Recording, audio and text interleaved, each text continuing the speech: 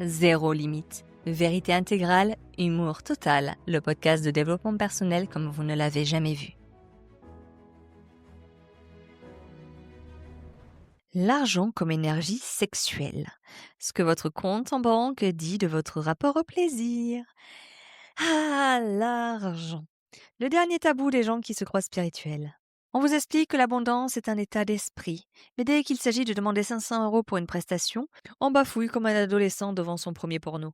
On a séparé la matière de la lumière comme si le compte en banque était le diable et la méditation le bon Dieu.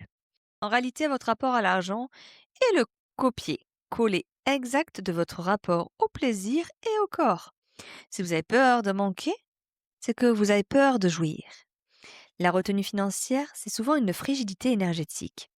On se prive de flux pour rester pur, alors qu'on est juste sec. Vous avez remarqué comment on change de voix quand on parle de prix. On devient tout petit, on s'excuse presque.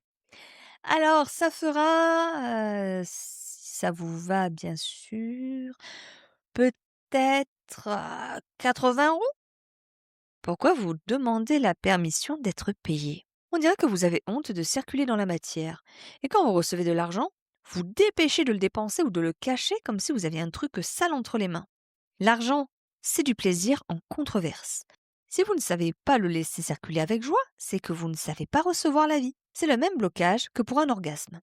Vous restez dans le contrôle, vous contractez tout et vous vous étonnez que rien ne rentre. On porte des mémoires de pauvreté comme des vêtements de deuil. On se dit qu'on n'a pas besoin de beaucoup. On se restreint, on cherche les promos, on calcule tout centime près.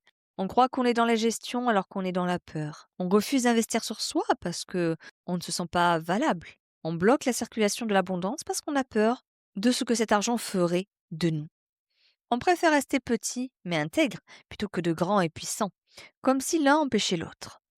De ce fait, on traite notre compte en banque comme un ennemi. Un ennemi bien sûr à surveiller, à limiter, à contrôler, plutôt que comme un partenaire de jeu qui peut nous ouvrir au plaisir, à la découverte et à de belles aventures. Mon message zéro limite. L'argent est la circulation de votre force vitale dans le monde physique. Votre densité de présence se mesure à votre capacité à attirer et à faire circuler cette énergie.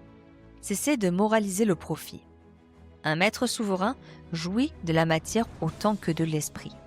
Si votre flux financier est bloqué, regardez où vous interdisez de jouir de la vie. L'argent suit la joie et la certitude, pas le besoin ou la morale. Soyez assez plein de vous-même pour que l'abondance devienne une évidence organique. Et si vous êtes prêt à recevoir l'abondance, pensez à liker ce nouveau podcast et moi je vous retrouve demain pour de prochains épisodes.